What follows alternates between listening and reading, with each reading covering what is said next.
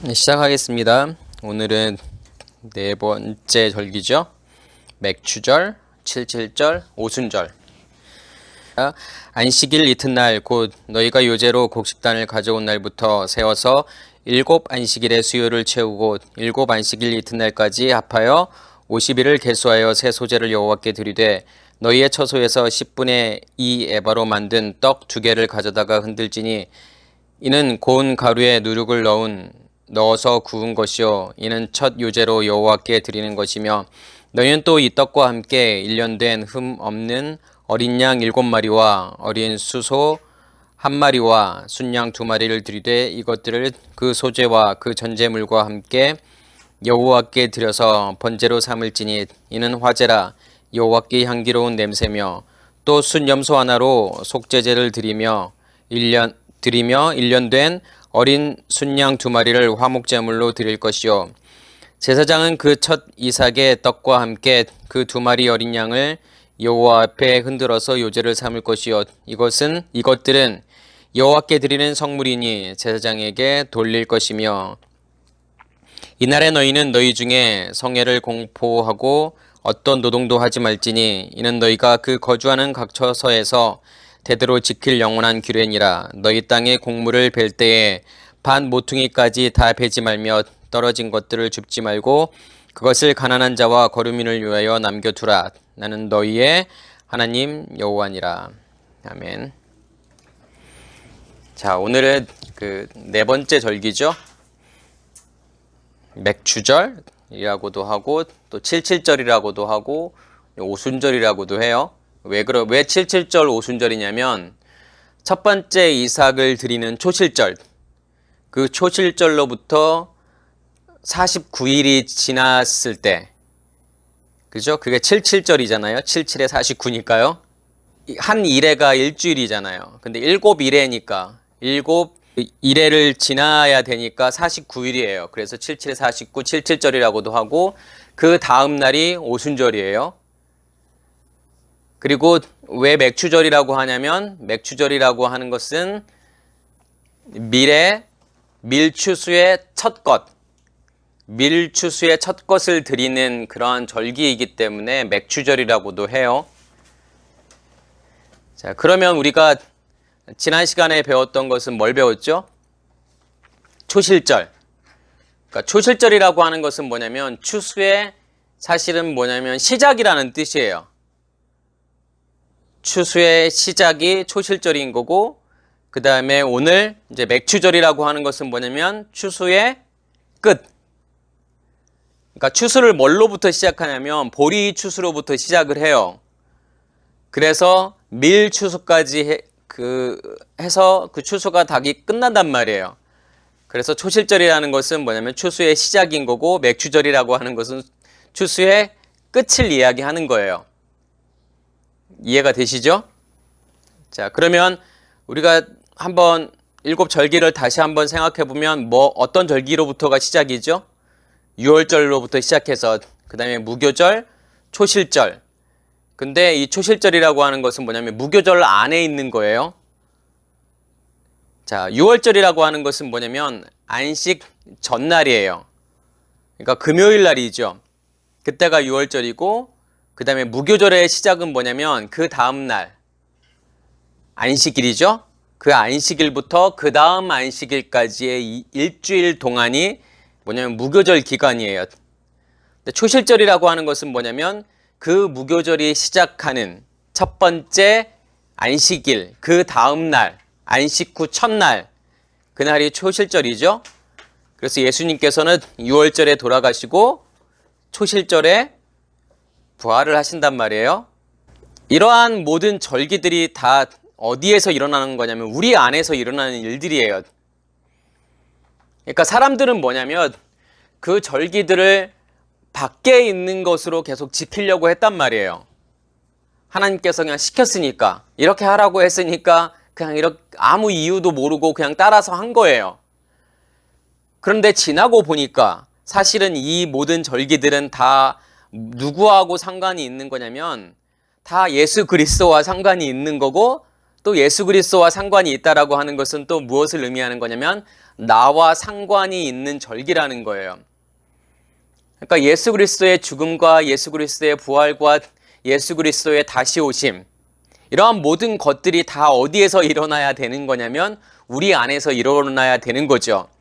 그러니까 일곱 절기가 의미하는 게 다 그거예요. 예수님께서 어떻게 태어나셔서 어떻게 돌아가시고 또 부활하시고 그 다음에 다시 성령을 우리에게 보내시고 또 우리에게 다시 오시고 하는 모든 것들이 뭐냐면 일곱 절기의 시작과 일곱 절기의 끝이란 말이에요.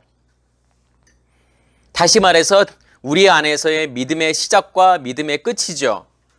유월절이라고 하는 것은 뭐냐면 우리의 율법적인 의식의 죽음이에요. 그래서 분명하게 유월절에서 뭐라고 설명하냐면 장자인데 어떠한 장자의 죽음이냐면 어떠한 장자의 죽음이죠? 애굽 땅의 장자의 죽음이에요. 그러니까 장자라고 하는 것은 뭐냐면 전부예요. 그죠? 옛날부터 아버지의 큰아들이라고 하는 개념은 장자라고 하는 개념은 아버지의 것을 전부 거의 대부분을 물려받잖아요. 그게 장자의 개념이에요. 그래서 애굽 땅의 것의 장자의 죽음이라고 하는 것은 뭐냐면 애굽의 그 상태의 죽음을 이야기하는 거예요. 그 전체의 죽음을 이야기하는 거죠. 우리 안에서의 율법적인 의식의 죽음이에요. 율법적인 의식이 깨어지는 거. 다시 말해서 내가 예수와 함께 십자가에 못 박혀 죽는 거예요. 다시 말해서 회개가 일어나는 거고 우리 안에서 뭐가 일어나는 거냐면 태초가 우리 안에서 일어나는 거예요. 그 사건이 뭐냐면 유월절이에요. 그러니까 유월절을 통해서 우리에게 물어보는 것은 뭐냐면 진짜 네가 예수와 함께 죽었어? 그 십자가의 죽음을 죽었어? 너의 율법적인 의식들이 깨졌어? 라고 물어보는 거잖아요. 아직도 너희가 율법 가운데 있는 거야? 너희가 아직도 율법으로 하나님을 보고 있고 율법으로 말씀을 보고 있느냐 이거예요. 그게 깨어졌다 그러면 우리가 유월된 거죠. 죽음을 넘어선 거예요. 같이 죽음으로 죽음을 넘어서는 거예요. 그게 유월절이에요. 그걸 통해서 예수 그리스도의 생명이 우리 안에 심겨지게 되겠죠. 제가 계속 일곱 날의 창조와도 계속 설명을 드리는 거예요. 일곱 날의 창조는 다시 말해서 우리의 믿음과의 시작과 끝을 이야기하는 거잖아요. 그게 첫 번째 날이에요. 그 빛이 비추어 주어서 오르라는 빛, 예수 그리스도의 빛이 비추어 주어서 우리의 의식이 깨어지고 그 빛이 내 안에서 간직이 되면, 다시 말해서 그 생명이 내 안에 간직이 되면, 다시 말해서 그 불이 내 안에 간직이 되면, 불이라는 것은 하나님의 임재의 상징이에요. 하나님이 내 안에 임재했다라고 하는 상징이에요. 그게 첫째 날이잖아요. 그러면 그걸 통해서 뭐냐면 둘째 날이라고 하는 것은 성령님께서 내 안에서 임하시는 거예요. 그죠? 다시 말해서 우리 안에 무엇가 만들어지는 거냐면 궁창이 만들어지는 거고, 궁창이라고 하는 것은 뭐냐면 언약궤예요. 말씀 집이죠. 그 언약궤가 만들어지는 거고, 그 언약궤가 있는 곳을 하나님께서는 뭐라고 이야기하시냐면 하늘이라고 이야기하시죠. 다시 말해서 지성소예요. 지성소가 뭐가 되는 거냐면 하늘이 되는 거고, 하늘이라고 하는 것은 결국은 뭐냐면 말씀이 있는 곳이 그게 하늘이에요. 언약궤가 있는 곳이 하늘인 거고, 두 돌판, 말씀의 근원, 말씀의 원본이 있는 그곳이 뭐냐면 하늘이에요. 그래서 하늘이 만들어졌기 때문에 우리가 무엇을 먹을 수 있을까요? 무교병을 먹을 수가 있겠죠. 무교병이라고 하는 것은 뭐냐면 섞이지 않은 말씀이에요. 순수한 말씀이고 진리의 말씀이에요. 그 진리의 말씀, 누룩이 섞이지 않은 그 진리의 말씀을 이제 내가 먹을 수 있다라고 하는 것은 뭐냐면 내 안에서 하늘이 만들어졌기 때문에 그렇죠. 내 안에서 지성소가 만들어져서 그 안에 언약궤가 그 안에 간직이 되게 되면 우리가 무엇을 먹을 수 있냐면 무교병을 먹을 수 있잖아요.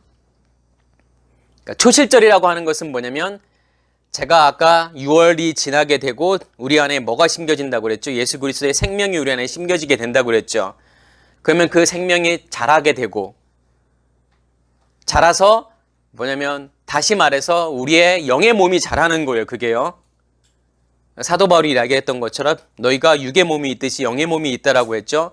그 영의 몸의 핵심은 뭐냐면 예수 그리스도의 생명과 그 예수 그리스도의 말씀으로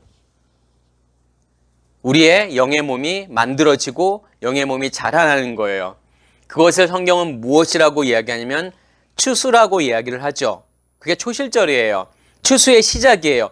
추수의 시작이라고 하는 것은 뭐냐면 내 안에 영의 몸이 만들어짐으로, 다시 말해서 속사람이 만들어짐으로 이제 속사람과 뭐가 나누어질까요? 겉사람이 나누어지게 되겠죠. 속사람과 겉사람의 분리를 이야기하는 거예요. 자, 추수를 생각해 보면 추수라고 하는 것은 뭐냐면 땅에서 잘리는 거잖아요. 그죠? 그게 추수예요. 그래서 초실절이라고 하는 것은 추수의 시작이구나. 다시 말해서 내가 이제 겉사람과 속사람이 분리된다라고 하는 거죠. 그 시작점이 뭐냐면 초실절이에요. 그게 가능하게 될 수 있는 것은 뭐냐면 내 안에 뭐가 있기 때문에, 내 안에 진리의 말씀이 있기 때문에, 내 안에 하늘이 만들어졌기 때문에, 그렇기 때문에 사실은 가능한 거예요. 그게요. 무교병을 먹을 수 있기 때문에 당연 초실절이라는 것이 우리에게 있을 수밖에 없는 거예요. 그러면 그렇게 추수가 시작이 되어서 이제 추수가 끝나는 거가 뭐냐면 맥추절이잖아요. 그럼 맥추절이라는 것의 핵심은 뭘까요? 이 비쿠르라는 단어가 사실은 맥추절의 핵심이에요. 비쿠르를 당연히 드려야 돼요. 하나님께요. 이 비쿠르라는 거 하는 것이 뭐냐면 첫 열매라는 뜻이고 장자라는 뜻이에요. 그래서 이게 바카르, 테를 열다, 쪼개다라는 뜻이죠. 자, 첫 열매라고 하는 게 뭘 이야기하는 걸까요? 열매라고 하는 것은 뭐냐면 결과물이잖아요. 그러니까 다시 말해서 우리 안에서 영의 몸이 자라게 되는 거고 하나님의 말씀이 내 안에서 계속 채워지고 계속 충만해져 가는 그것을 이야기하는 거예요. 그게 추수예요. 다시 말해서 우리의 속사람에 자라는 것을 이야기하는 거예요. 그러면 우리의 속사람이 자라서 우리의 속사람이 밖으로 드러나지게 될 때, 다시 말해서 하나님의 말씀이 내 안에서 채워지고 채워져 가지고 그것이 밖으로 드러나게 될 때 그 결과물이 뭐냐면 열매라는 거예요. 첫 열매죠. 첫 번째 것이라는 거예요. 첫 번째 것은 뭐냐면 전체를 제가 이야기한다고 그랬잖아요. 그래서 6월절이라고 하는 것은 애굽 것에, 애굽 땅에 첫 번째 것이 죽는 거예요. 근데 맥추절이라고 하는 것은 뭐냐면 이 첫 번째 것, 진짜 첫 번째 것이 만들어지는 거예요. 누구를 통해서? 그리스도를 통해서. 그리스도를 통해서 첫 번째 것이 만들어지잖아요. 첫 번째 것이라는 것은 제가 전부를 이야기한다고 그랬죠. 그래서 이 비쿠르라고 하는 것은 뭐냐면 테를 열다, 쪼개다라는 게 제가 있다라고 말씀을 드렸잖아요. 다시 말해서 맥추절이 의미하는 것은 뭐냐면 성막에 보면은 그 지성소와 성소를 나누고 있던 휘장이 나누어지는 거예요. 그래서 하늘이 땅으로 뚫고 들어오는 사건이 뭐냐면 사실은 맥추절이에요. 그래서 내 안에, 내 마음 땅에 하나님의 것으로, 하나님의 말씀으로 충만하게 되어서 그것이 밖으로 드러나지게 되는 거. 다시 말해서 우리 안에 막혔던 통로가 열려서 그 말씀이 내 밖으로 드러나지게 되면 성경은 그것을 무엇이라고 이야기하냐면 첫 열매라고 이야기하는 거예요. 그래서 그 첫 열매를 하나님께 드린다라고 하는 것은 뭐냐면 이제 내가 나의 것을 밖으로 증거하게 되고 밖으로 드러내게 되는 거예요. 그래서 만들어지는 모든 결과물들이 누구의 것이라는 거예요? 하나님의 것이라는 거죠. 그러니까 당연한 거예요. 왜요? 우리가 6월절을 지나고 무교절을 지나고 초실절을 지나서 우리 안에서 추수가 이루어지고 우리 안에서 영의 몸이 만들어지고 우리 안에서 속사람이 만들어지는 것은 다 누구를 통해서 만들어지는 거예요? 예수 그리스도를 통해서 만들어지는 거잖아요. 나의 것이 아니잖아요. 다 주님의 것이란 말이에요. 당연히 주님의 것을 주님께 드려지는 것은 사실은 당연한 거잖아요. 그래서 이게 여러분들이 그 맥추절을 생각할 때 뭘 생각하셔야 되냐면 이 비쿠르라는 단어를 생각하셔야 돼요. 비쿠르 그러면 첫 열매인데 내 안에 있는 것들이, 내 안에 있는 말씀이 이제 밖으로 드러나지게 되는 거. 그게 첫 열매구나. 그리고 추수의 끝이구나 라고 하는 것을 뭐냐면 기억하셔야 되고, 이 맥추절을 우리가 생각할 때 뭘 생각하셔야 되냐면, 제가 계속 7날의 창조와 그 다음에 팔복과 계속 연관을 짓잖아요. 그죠? 그래서 제가 팔복에서는 첫 번째 심령이 가난한 자는 복이 있나니 천국이 저희 것이며, 그것은 사실은 제가 빼고 그 다음부터 두 번째 복부터 8번째 복까지를 제가 7날의 창조와 연결을 시켰잖아요. 왜 그러냐면 심령이 가난한 자는 복이 있나니 천국이 저희 것이며는 뭐와 같냐면 창세기 1장 1절 말씀과 같은 거예요. 태초에 하나님이 천지를 창조하시니라. 그러니까 태초에 하나님이 천지를 창조하시니라라고 하는 것은 뭐냐면 성경 전체를 설명하는 거예요. 어떻게 우리 안에 태초가 시작이 되어서 하늘과 땅으로 우리 안에 새롭게 만들어지느냐라고 하는 것을 설명하는 거잖아요. 그것을 심령이 가난한 자는 복이 있나니 천국이 저희 것이며로 설명하고 있는 거예요. 그러니까 심령이 가난해진다라고 하는 이 표현이 뭐냐면 태초를 이야기하는 거예요. 우리 안에 태초가 어떻게 시작이 되면 하늘과 땅이 만들어진다라고 하는 것은 뭐냐면 하나님의 나라를 설명하는 거예요. 그죠? 심령이 가난한 자에게 어떠한 복이 주어지냐면 하나님의 나라라는 복이 주어진단 말이에요. 태초가 시작이 된 사람에게 어떠한 일들이 일어나냐면 그 하늘과 그 땅이 만들어지는 일들이 일어나요. 그게 요한계시록에서 말하는 새하늘과 새 땅이죠. 그것을 빼고 난 다음에 네 번째 복이 뭐냐면 긍휼히 여기는 자는 복이 있나니 긍휼히 여김을 받는다라는 거예요. 잘 생각해 보세요. 오늘 이 추수의 끝인, 추수의 마지막인 이 비쿠르라는 단어하고 어떻게 이 긍휼이라는 단어하고 연결이 되고 7날의 창조에서 네 번째 날 뭐가 만들어지죠? 네 번째 날 광명체들이 만들어져요. 메오르트. 이 광명체들과 과연 무슨 상관이 있느냐 이거예요. 그래서 제가 아까 이 비쿠르를 설명할 때 내 안에 있는 것들이 밖으로 나오는 것을 의미한다고 그랬죠. 왜냐하면 아까 비쿠르라는 단어가 바카르, 태를 열다라는 거예요. 그러니까 태를 열다라고 하는 것은 뭐냐면 아들을 낳는 거예요. 자식을 밖으로 낳는 거예요. 이게 첫 열매예요. 그래서 쪼개다라는 뜻도 있다고 그랬죠. 뭐가 쪼개지는 거예요. 막혀있던 담이 쪼개지는 거예요. 막혀있던 담이 뚫리게 되고 안에 있는 것이 밖으로 드러나게 되어지는 것이 뭐냐면 첫 열매예요. 그렇기 때문에 이 첫 열매라고 하는 것은 뭐냐면 광명체들이에요. 잘 생각해 보시면 첫째 날, 둘째 날, 셋째 날을 통해서 우리 안에 뭐가 만들어지냐면 우리 안에 속사람이 만들어져요. 우리 안에 속사람이 만들어지고 영의 몸이 만들어지게 되면 그것이 뭐냐면 넷째 날은 밖으로 드러나지게 되겠죠. 왜냐하면 첫째 날 우리는 누구로부터? 예수 그리스도부터 빛을 받잖아요. 이 오르라는 빛을 받게 되죠. 이 빛을 간직해서 이 빛이 내 안에 어떻게 충만하게 되어지는지를 설명하는 것이 첫째 날, 둘째 날, 셋째 날이란 말이에요. 그러면 뭐냐면 넷째 날이라고 하는 것은 뭐냐면 그 빛을, 그 간직한 빛을 나도 세상을 향해서 비출 수 있는 존재가 되었다라는 거예요. 그게 넷째 날이에요. 그래서 마오르가라는 단어를 쓰잖아요. 이 오르라는 단어를 나도 밖으로 드러낼 수 있는 존재가 되었다. 이게 마오르트 광명체들이라니까요. 그러니까 잘 생각해 보시면, 자, 우리가 달이라는 거, 별이라는 것들을 볼 수 있는 이유가 뭐예요? 달을 볼 수 있는 이유는 뭐예요? 뭐가 있기 때문에 우리가 달을 볼 수가 있죠? 예, 태양이 있기 때문에 달을 볼 수가 있어요. 태양이 존재하지 않으면 우리는 절대로 달 빛을 볼 수가 없어요. 왜요? 그 달빛은 사실은 뭐냐면 달이 비추는 빛이 아니에요.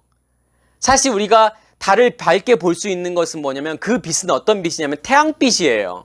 태양이 지금 뭘 비추어서? 달을 비추어서 그것을 우리의 눈으로 보게 되는 거예요. 그게 달이에요.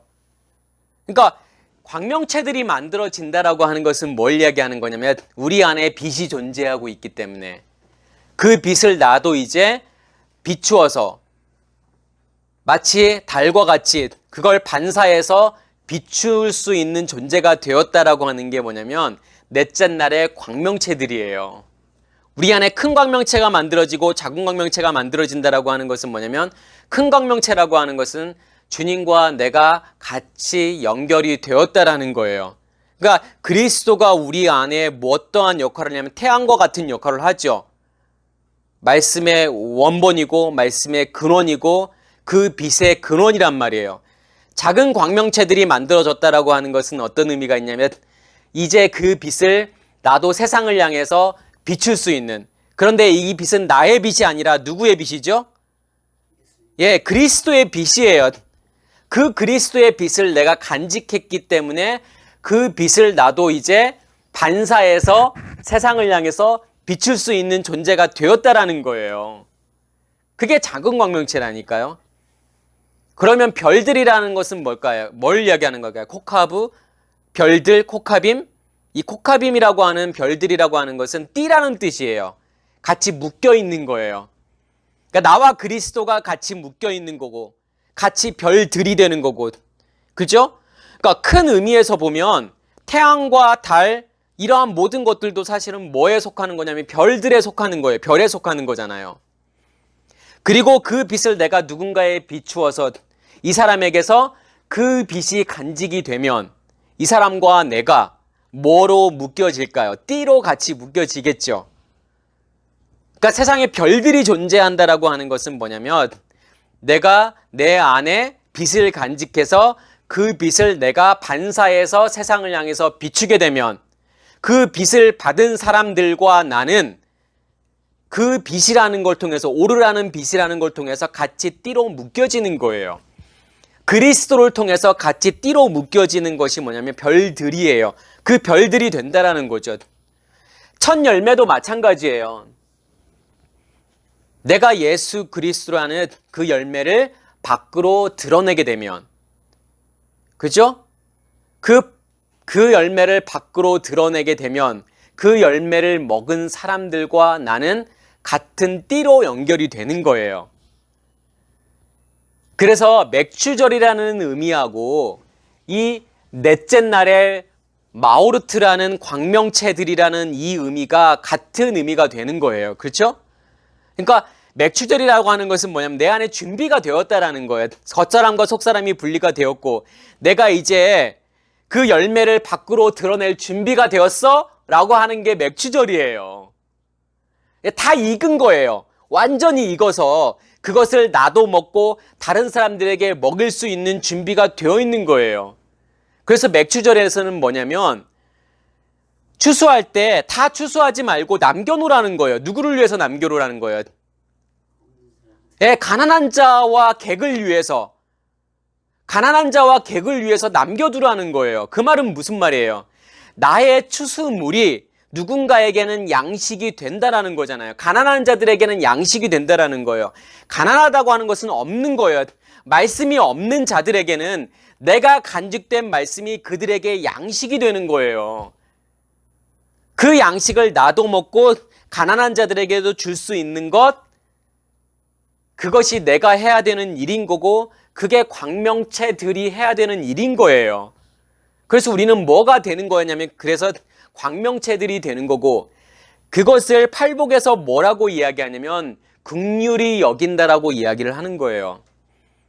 그러니까 긍휼히 여긴다라고 하는 것은 내가 어려운 사람들을 보면 도와주고 싶은 마음이 드는 게, 그게 성경이 말하는 긍휼이 아니라니까요.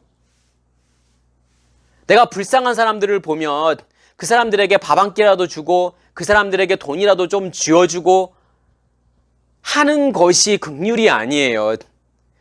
진짜 긍휼이라고 하는 것은 뭐냐면 그 사람의 진짜 필요를 채워주는 거예요. 그 사람의 없음을 보고서 그 사람의 없음을 채워주는 것이 긍휼이에요. 그러니까 뭐가 없는 거냐면 말씀이 없는 거잖아요. 제일 불쌍한 건 뭐냐면 돈이 없어서 불쌍한 게 아니라, 먹고 살 게 없어서 불쌍한 게 아니라, 진짜 불쌍한 건 뭐냐면 하나님이 존재하지 않는 것이 불쌍한 거예요. 하나님의 말씀이 그들 가운데 존재하지 않는 것이 가장 불쌍한 거예요. 그게 진짜 가난한 거라니까요. 그 가난과 필요를 우리가 뭐냐면 채워주는 것이 긍휼히 여기는 거예요. 긍휼히 여기려면 뭐 하냐면 내 안에 뭐가 있어야 돼요? 있어야 줄 거 아니에요. 없으면 못 주잖아요. 그렇죠. 긍휼히 여긴다라는 거 하는 것은 내 안에 이 첫 열매가 존재하는 거고 내 안에 빛이 간직이 되어서 내가 광명체들로 이제 빛을 비출 수 있는 존재가 되어야만이 다른 사람들을 정말 긍휼히 여길 수 있잖아요. 그 사람들의 영혼을 새롭게 만들어줄 수 있잖아요. 그래서 광명체들이 존재하면 그 광명체들을 통해서 뭐가 존재한다고 성경이 계속 말하죠? 징조와 계절과 날과 해가 만들어진다고 했잖아요. 근데 징조라고 하는 것은 뭐예요? 표적, 보여지는 것. 오트잖아요. 예수 그리스도가 표적으로 우리에게 존재한단 말이에요. 그 예수 그리스도를 통해서 우리가 계절이라고 번역된 단어가 모에드라는 단어예요. 우리가 모에드 지난 시간에 배웠잖아요. 모에드가 뭐죠? 절기. 그러니까 절기라고 하는 것은 뭐냐면 이 모에드라는 단어는 정한 때라는 거예요. 정한 시간, 정한 장소, 특정한 때. 그러니까 결국은 뭐냐면 예수 그리스도라는 그 표적을 보고서 우리가 성막 안으로 들어오는 거잖아요. 성막 뜰 안으로 들어오는 거잖아요. 성막 뜰 안으로 들어오기 위해서는 예수 그리스도라는 표적을 보고서 들어오는 거예요. 그러면 그때 어떤 때를 이야기하냐면 우리가 죽는 때, 우리가 번제단을 통과하는 그때가 우리에게 온다라는 거예요. 그러면 날들, 야밈, 날들이라고 하는 것은 낮이라는 뜻이에요.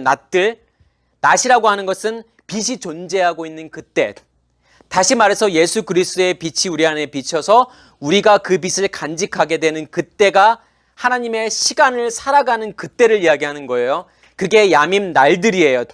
낮들이라는 뜻이에요. 그러면 그걸 통해서 해가 된다라고 하는 것은 뭐냐면 해가 샤나잖아요. 그러면 샤님이 된다라고 하는 것은 뭐냐면 이 샤나라는 단어가 돌고 돈다라는 뜻이에요. 계속 뭔가를 반복하다라는 뜻이에요. 하나님의 시간이 내 안에 시작이 되어서 하나님의 시간이 계속 우리 안에 끊이지 않고 연속되어지는 그게 뭐냐면 샤님, 해라는 뜻이에요. 그러니까 예수 그리스도를 통해서 그 날들이 그 표적을 보고서 우리가 성전 뜰 안으로 들어와서 하나님의 시간 안으로 들어와서 그 시간을 살게 되고 그 시간이 우리 안에서 계속 끊임없이 멈춰지지 않고 계속 존재하고 있을 때 뭘 통해서 그렇게 되어지는 거냐면 광명체들을 통해서 그러한 일들이 일어난다라는 거예요. 그게 징조와 계절과 그 다음에 날과 해라는 거예요. 그러니까 우리 안에 빛을 간직해야만이 내 안에 긍휼이 있어야만이 다른 사람들을 긍휼히 여길 수 있다라는 거예요. 그게 다른 사람들을 긍휼히 여기는 거예요. 다른 사람들에게 뭐냐면 예수 그리스도를 내가 증거해서 그 표적을 보고서 하나님의 시간 안으로 들어와서 하나님의 시간을 살게 만드는 거예요. 하나님의 시간을 계속 살게 끊임없이 꾸준히 그 시간을 살게 만드는 것이 뭐냐면 우리가 해야 될 일이라는 거죠.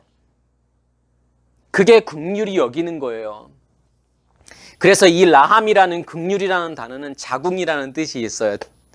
제가 아까 이 비쿠르라는 단어가 태를 열다라는 뜻이 있다고 했잖아요.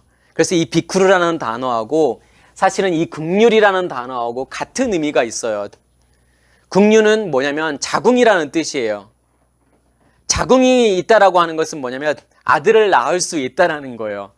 아들을 낳는다라고 하는 것은 뭐냐면 밖으로 아들을 낳는다라고 하는 것은 무슨 뜻이냐면 내 안에 있는 생명체를 이제 밖으로 드러낸다라는 거잖아요. 그게 성경이 말하는 아들을 낳는 거예요. 그래서 긍휼이라는 것은 뭐냐면 자궁이 준비되어 있는 사람이 긍휼히 여길 수 있는 거예요. 아기 집이 있는 사람만이, 다시 말해서 생명의 집이 있는 사람만이 그 생명을 밖으로 드러낼 수 있다니까요. 그래서 긍휼히 여기는 자는 복이 있나니 저희가 긍휼히 여김을 받을 거라고 말씀을 하시죠. 이걸 뭘로 설명을 드릴까요? 긍휼히 여김을 받는다라는 게 어떤 의미가 있을까요? 내가 긍휼히 여김에 되면 어떠한 긍휼을 내가 받게 될까요? 그것을 설명할 수 있는 게 뭐냐면 77절하고 오순절의 개념이에요. 77절이라고 하는 것은 우리가 77절 하면 딱 뭐가 떠오를까요? 오순절 하면 떠오르는 거. 희년이라는 개념이잖아요. 49해 안식년이 7개가 있으면 49해가 되죠. 년이 되죠. 그 다음 해가 뭐냐면 희년이라고 해요. 희년에는 어떠한 일들이 일어날까요? 희년에는 무슨 일들이 일어나요? 내가 땅을 뺏겼는데 땅을 다시 찾아올 수 있는 게 희년이에요.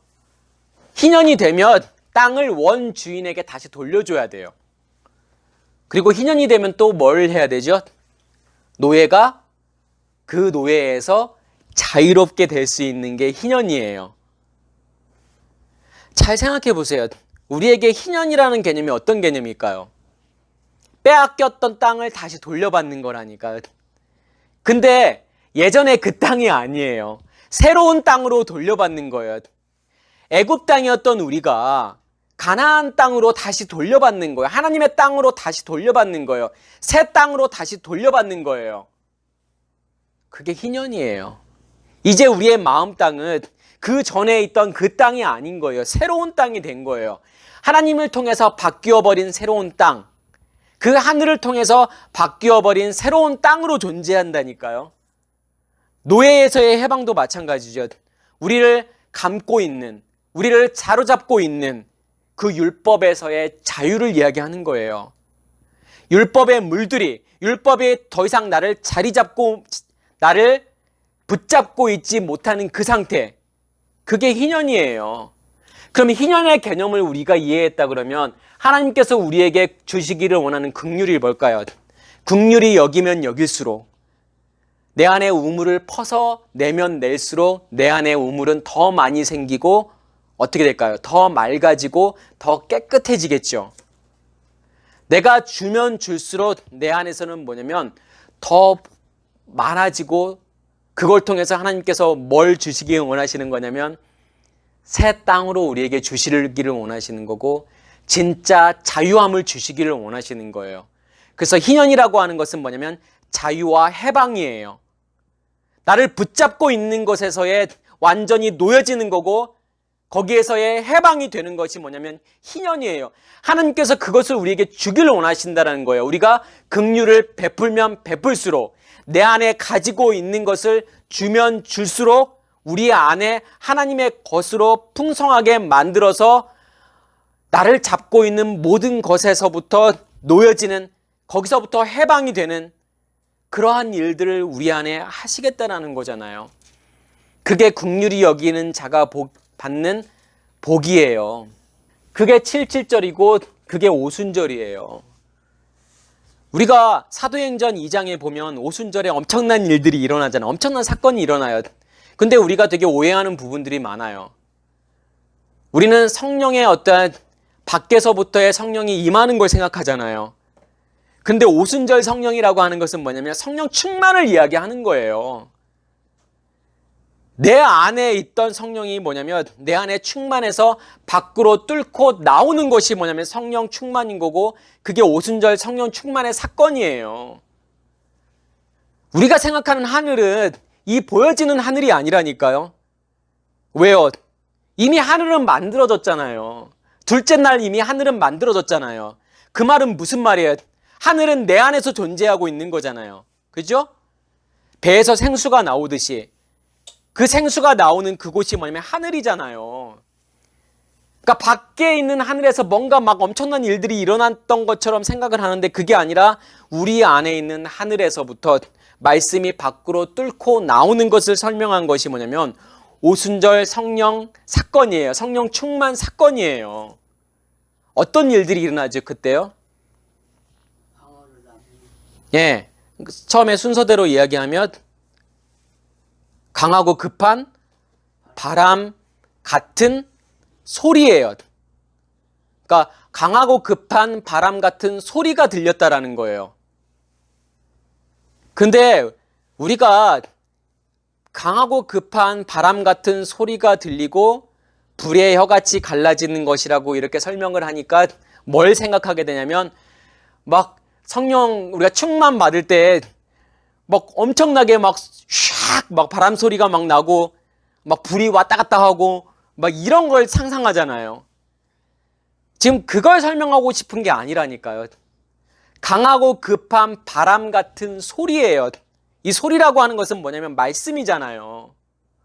그 말씀이 집에 가득 채워졌다라고 이야기한단 말이에요. 그 말은 뭐냐면 우리의 마음 성전에 그 말씀으로 가득 채워졌다라는 거예요. 밖으로 뚫고 나올 정도로 가득 채워져 있는 것이 뭐냐면 그 소리예요. 불의 혀라고 이렇게 번역이 됐잖아요. 근데 여기에서의 주어는 뭐냐면 불이 주어가 아니에요. 혀가 주어예요. 그러니까 어떠한 혀냐면 불과 같은 혀예요. 불과 같이 갈라지고 나누어진 혀라는 뜻이에요. 그게 무슨 의미가 있는가? 어떤 뜻이 있냐면 불을 이야기하는 것이 아니라 혀를 이야기하는 건데 글로사라는 단어가 지금 혀로 번역이 됐지만 사실은 이게 언어라는 뜻이고 사도 바울이 방언을 이야기하죠. 고린도전서에 보면 고린도전서 14장에 보면 방언을 이야기하는데 이 방언으로 번역된 단어가 글로사라는 단어예요. 근데 이 글로사라는 단어가 여기서는 혀로 번역이 됐고 그 다음에 고린도전서에서는 뭐로 번역이 방언으로 번역이 됐단 말이에요. 지금 방언이 밖으로 팍 나오는 터트리고 우리 안에서의 말씀이 밖으로 팡 하고 터트려져 나오는 그 사건을 지금 무엇으로 표현했냐면 불과 같이 혀가 나누어진다라고 표현을 한 거예요. 이해가 되시죠? 내 안에 있는 말씀이 뭔가를 탁 터트리고 나오는 거예요. 내 안에 있는 아기가 자궁에서부터 그 자궁을 팍 터트리고 그러니까 태를 탁 열어서 터트리고 나오는 그 사건을 지금 뭐라고 표현했냐면 성경이 그렇게 표현한 거예요. 소리가 집안에 가득하고 말씀이 가득하고 그 말씀이 그 혀가 그 글로사가 그 말들이 그 방언이 밖으로 터쳐 나오는 거예요. 지금요. 이해가 되시죠? 그래서 각 사람들이 알아들을 수 있는 말로 나오는 거예요. 그걸 뭐라고 설명을 할까요? 방언과 통변으로 설명할 수 있죠. 사도 바울이 뭐라고 이야기하면 난 너희가 방언하기를 원해. 근데 너희가 방언하는 자들은 통변하기를 위해 기도해. 고린도전서 14장 이야기예요. 그러니까 방언을 한 자들은 통변을 하기를 기도하라는 거예요. 그 말이 무슨 말이냐면 통변이라고 하는 것은 내 안에 있는 말씀이 알아들을 수 없는 말씀이 알아들을 수 있는 말씀으로 나가야 된다라는 거잖아요. 지금 사람들이 방언을 말하니까 거기에 있는 사람들이 다 자기 나라 말로 다 이해하잖아요. 자기들이 알아들을 수 있는 언어로 다 이해한단 말이에요. 우리가 하나님의 말씀이 뭐냐면 알아듣지 못하게 되면 그게 무슨 뜻인지를 못하게 되면 알지 못하게 되면 방언이에요. 근데 그 방언을 내가 알아들을 수 있는 언어로 말해주게 되면 그것을 성경은 통변이라고 이야기를 하잖아요. 그래서 거기에 있는 사람들이 자기가 알아들을 수 있는 말로 언어로 다 알아듣게 되는 거예요. 그리고 난 다음에 베드로가 오순절에 설교를 하게 되잖아요. 그 베드로의 설교가 뭘 이야기하는 걸까요? 그게 예언이에요. 그래서 사도 바울이 뭐라고 하냐면 그래 방언도 좋고 통변도 해야 되는데 나는 너희가 예언하기를 원해. 진짜 예언했으면 좋겠어 라고 하는 게 뭐예요? 사람들에게 그게 알아들을 수 있는 언어로 설명을 할 수 있는 것, 그렇게 전해서 그 구원의 길을 정말 설명해 줄 수 있는 것이 뭐냐면 예언이라니까요. 그래서 베드로가 뭐냐면 설교를 하잖아요. 그러니까 사람들이 알아들을 수 있는 언어로 그것을 이해하고 베드로가 그것을 복음을 설명하게 되면 복음이 무엇인지를 설명하게 되면 그게 예언이 되는 거고 그래서 베드로가 요엘에 나오는 그 요엘 2장에 나오는 그 말씀이죠. 말씀을 지금 설교를 하잖아요. 그게 어떤 내용이죠? 말세에 내가 성령을 모든 육체에 부어줄 거라는 거예요. 그렇게 되면 자녀들은 예언할 것이요. 성령을 부어주게 되면 하나님께서 성령을 부어주게 되면 말세에 모든 육체에게 성령을 부어주게 되면 어떠한 일이 일어나게 되면 자녀, 그러니까 맨 아들, 딸이 된 자들은 예언을 하게 된다라는 거예요. 누구처럼 예언을 하게 되죠? 베드로처럼 예언을 하게 된다라는 거예요. 그러면 젊은이들은 뭘 보죠? 환상을 보죠. 그 예언을 듣게 되고 환상을 본다라고 하는 것은 뭐냐면 환상이라고 번역이 됐지만 계시라는 뜻이에요. 계시라는 게 뭐냐면 성경에 하나님의 말씀이 열린다라는 뜻이에요. 하나님의 말씀이 무엇인지를 깨닫게 되고 알게 되는 것이 뭐냐면 계시인 거고 환상이에요. 우리가 기도하다가 뭘 이렇게 막 보는 게 환상이 아니라니까요. 그게 환상이 아니라 내가 이 말씀을 깨닫게 되는 것이 환상이에요. 환상을 보는 거예요. 다시 말해서 계시를 본다라는 거예요. 젊은이들은요. 그러면 노인들은 꿈을 꾼다라고 하죠. 그 말은 무슨 말일까요? 그 계시가 내 안에 간직된 그 말씀이 꿈이라고 하는 것은 뭐냐면 살찌다라는 뜻이에요. 살찌다? 다시 말해서 그 말씀이 내 안에서 풍성해지는 것, 내 안에서 그 말씀이 자라게 되는 것. 그게 자켓 노인이라니까요, 그게요. 노인은 꿈을 꾸는 거예요. 그래서 꿈을 꾼다라고 하는 것은 뭐냐면 상상이 풍부해지는 거잖아요. 생각이 풍부해지는 거잖아요. 그렇죠? 우리가 막 꿈을 꾼다고 하는 것은 뭐냐면 어떤 비전을 갖게 되잖아요. 그 말은 무슨 말이냐면 말씀이 내 안에서 살찌우게 되고 나를 자라게 하고 내 영의 몸이 자라게 되니까 우리가 뭘 가지게 되는 거냐면 그게 꿈이라는 거예요. 말세에 우리의 안에 우리의 육체에 성령을 부어주셔서 뭐 어떻게 하게 만들겠다라는 거예요. 결국은요. 계시를 깨닫게 되고 하나님 말씀을 깨닫게 되고 그 말씀으로 내 안에 충만하게 되어서 진짜 하나님의 아들과 딸, 그 아들과 딸이 되었다면 뭐냐면 베드로같이 설교를 하게 되고 베드로와 같이 그 계시를 풀어서 말할 수 있는 사람이 되는 거잖아요. 그게 예언이라니까요. 그게 오순절이에요. 그게요. 그 오순절이라고 하는 것은 뭐냐면 그래서 통로가 열리는 것이 뭐냐면 오순절이에요. 그 통로가 어떻게 열리는 거를 설명하는 것이 통로가 어떻게 열려서 그 말씀이 내 안에 충만해서 어떻게 그 통로가 열린 통로로 그 말씀이 밖으로 팍 터져 나오는지를 설명하는 것이 급한 바람과 같은 소리와 그리고 불과 같은 갈라진 혀, 다시 말해서 불과 같은 갈라진 말씀, 나누어지는 말씀, 지금 그걸 이야기하는 거예요. 우리도 마찬가지예요. 진짜 오순절이 우리 안에서 이루어졌다 그러면 말씀이 통로가 열려서 마치 요단강이 열리는 것처럼 요단이 열려서 다시 말해서 우리가 겉사람과 속사람이 분리되고 속사람을 통해서 속사람이 밖으로 드러나지게 되는 것, 그것이 뚫고 나오는 것, 그게 오순절이라니까요. 그러면 당연히 방언을 이야기하게 됐죠. 말하게 되겠죠. 우리가 실제로 하는 방언은 뭐냐면 표적이에요. 그러한 일이 있을 거라는 것을 표적으로 보여주는 거지, 그러한 우리가 알아듣지 못하는 그런 말로 기도한다고 해서 그 자체가 성경이 말하는 방언은 아니라니까요. 성경이 말하는 방언이라고 하는 것은 뭐냐면 말씀의 근원에서부터 나오는 말씀이 존재하고 있다는 거예요. 그게 충만해서 그게 밖으로 터져 나오는 것이 뭐냐면 방언이에요. 그래서 그것을 내가 이해하게 되면 통변인 거고, 그 이해한 것을 밖으로 전하게 되면 예언이 된다니까요. 다시 말해서 젊은이는 그래서 환상을 보게 되고 계시를 보게 되고, 늙은이는 노인들은 뭐냐면 꿈을 꾸게 되는 거예요. 그러한 일들이 우리 안에서 이루어져야 되겠죠. 베드로와 같은 일들이 우리 안에서 이루어져야 돼요.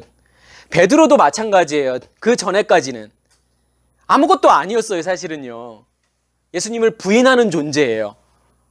예수님의 죽음 앞에서 도망가는 존재였단 말이에요. 근데 그가 예수님이 부활하고 그가 성령을 받게 되고 오순절 성령으로 충만해서 담대하게 예언을 하게 되잖아요. 담대하게 하나님 말씀을 전하게 되잖아요. 왜요? 왜 전할 수 있는 거예요? 용감해져서요? 아니에요. 충만하니까요. 말씀으로 충만하게 되니까요. 내가 하려고 해서가 아니라 그냥 안에서부터 말씀이 터져 나오는 거예요. 내가 전하려고 해서가 아니라, 전하려고 노력해서가 아니라, 있어서 그게 양이 많아지고 그게 충만하게 되면 터뜨리고 나오는 거예요.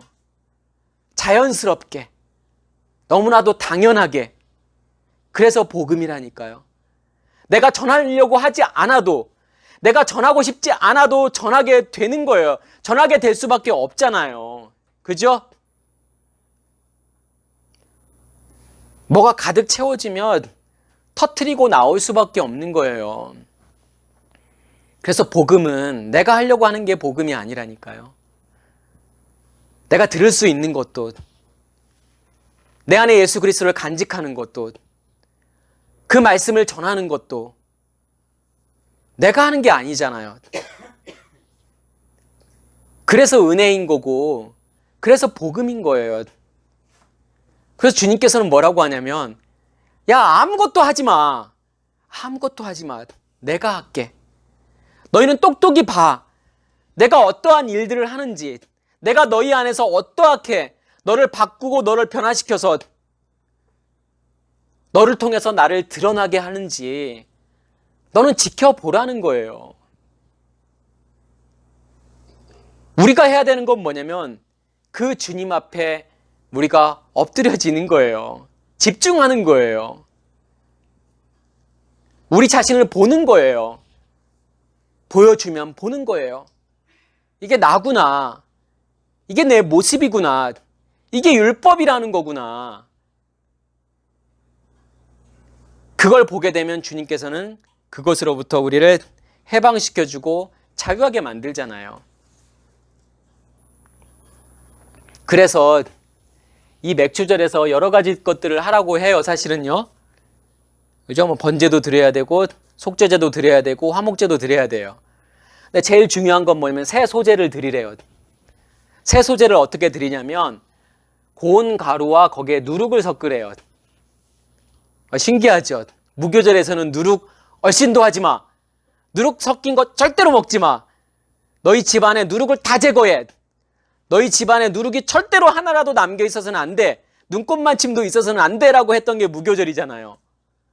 근데 뭐냐면 맥주절에는, 77절에는, 오순절에는 뭘 하라고 하냐면 소제를 어떻게 드려야 되냐면 누룩을 섞어서 드리래요. 그게 무슨 말일까요? 맥주절이 되면 율법과 복음의 경계가 없어진다니까요. 전부 다 복음이에요. 그 전에는 나눠져 있어요. 율법과 복음이요. 하나님의 말씀이 전부 다, 말씀이 열려버리면 이 말씀은 전부 다 그냥 복음인 거예요. 그것을 알게 돼요. 율법이 복음임을 알게 돼요. 다시 말해서 유교병과 무교병의 경계가 없어져요. 그러니까 무교병이 유교병이고 유교병이 무교병이에요. 그 말은 무슨 말이냐면 유교병이라는 것을 우리가 뭘로 먹을 수 있는 거냐면 무교병으로 먹을 수가 있게 됐다라는 거예요. 이 말씀이라는 걸 통해서 이 말씀을 전부 다 하나님의 진리의 말씀으로 내가 깨달아지고 이해되어진다라는 거예요. 그렇기 때문에 누룩을 섞는 거고, 누룩이라고 하는 것은 어떤 의미가 있을까요? 처음엔 누룩을 제거해야 되지만 그 누룩이라고 하는 것이 우리 안에 하나님의 나라를 확장하겠죠. 말씀을 우리 안에서 확장하겠죠. 아까 제가 계속 말씀드렸던 것처럼 긍휼히 여기는 자는 긍휼히 여김을 받고, 그래서 하나님께서 이 누룩을 넣으라고 하는 거고, 이 누룩을 있는 떡을 몇 개를 만들려고 하죠? 2개를 만들려고 해요. 왜 2개를 만들려고 할까요? 그게 2 돌판이니까요. 그게 하나님의 사랑과 이웃 사랑이니까요. 제가 아까 누룩을 개념을 설명할 때 하나님의 사랑이 이웃 사랑이고 이웃 사랑이 하나님의 사랑이죠. 하나님의 사랑이 내 안에 충만하게 되면 그 하나님의 사랑이 누구의 사랑으로 나가게 될까요? 이웃 사랑으로 나가게 돼요. 그래서 이 77절 오순절을 뭐라고 이야기를 하냐면 율법을 받은 날로 생각을 해요. 왜 그러냐면 이제 출애굽을 하고 50일째 되는 날에 모세가 시내산에 올라가서 율법을 받잖아요. 그래서 율법 수요일 뭐 이렇게도 생각을 해요, 사람들이요. 당연하죠. 진짜 말씀을 받는 거니까. 진짜 말씀이 내 안에서 충만해지는 거니까. 이 2 돌판이, 이 2 떡을, 그래서 이 2 돌판을, 이 2 떡을 하나님께 드려야 되는 거예요. 근데 뭐냐면 하나님께서 너희가 흔들어. 그 전에 초실절은 뭐냐면 그 소제를 드릴 때 제사장이 흔들어야 돼요. 근데 하나님께서 너희가 흔들어 그런단 말이에요. 흔들다라는 것은 제가 뭐라고 말씀을 드렸죠? 확증하라는 거예요, 그게요. 아, 내 안에 하나님의 사랑이 충만해서 그게 이웃사랑으로 나가고 있어 라는 것을 뭐냐면 흔드는 것으로 확증하라는 거예요, 그게요. 내 안에 2 떡이 존재하고 있어. 내 안에 그 말씀이 존재하고 있어. 그 말씀이 이웃사랑으로 나가고 있어 라고 하는 것을 증명하는 것이 뭐냐면 흔드는 거예요. 이해가 되실 거라고 확신을 합니다. 지금까지 한번 일들을 한번 이렇게 점검해 보시면 6월절부터 무교절, 초실절, 오순절까지 예수 그리스도의 생명이 예수 그리스도와 함께 십자가에 죽고 예수 그리스도의 생명이 심겨서 그 생명이 진리의 말씀으로 자라나서 우리 안에 추수가 시작이 되고 우리의 추수가 완성이 되고 겉사람과 속사람이 분리되어서 겉사람은 계속 낡아지고 후패되어지고 없어지게 되겠고 우리의 속사람은 계속 자라나게 되겠죠. 어느 정도까지 자라나냐면 그게 밖으로 드러날 때까지 계속 자라나게 되는 것. 그게 오순절이라니까요. 그래서 하나님의 말씀이 나를 통해서 터뜨리고 나오게 되면 그게 하나님을 증거하는 거고 하나님을 드러내는 거고 그게 하나님의 영광을 돌리는 거예요.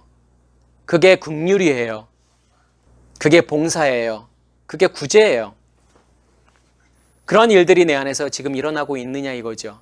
이런 일들이 일어나고 있지 않다 그러면 나는 아직도 어디에 속한 자일까요? 애굽에 속한 자이겠죠. 율법에 속한 자이겠죠. 이 말씀을 들으면서 과연 나는 어디쯤에 서 있고 내가 어떠한 길을 가야 되는지 나를 보셔야 되겠죠. 그러면 여기까지가 이해가 되셨다 그러면 그 다음날 5번째 절기인 나팔절과 그 다음에 6번째 절기인 대속제일, 이게 무슨 뜻인지가 너무 자연스러운 거예요. 사실은요. 어떤 의미가 있을지가 좀 그림이 그려지시나요? 좀 상상이 되어지시나요? 정말 내가 잘 알지도 못했고 잘 들어보지도 않았던 이 7 절기들을 통해서 믿음의 길이라고 하는 것이 어떤 길이고 그 믿음을 내가 어떻게 시작해서 어떻게 가고 그 믿음이 어떻게 완성이 되는지를 깨달으시는 저와 여러분 되길 간절히 소원합니다.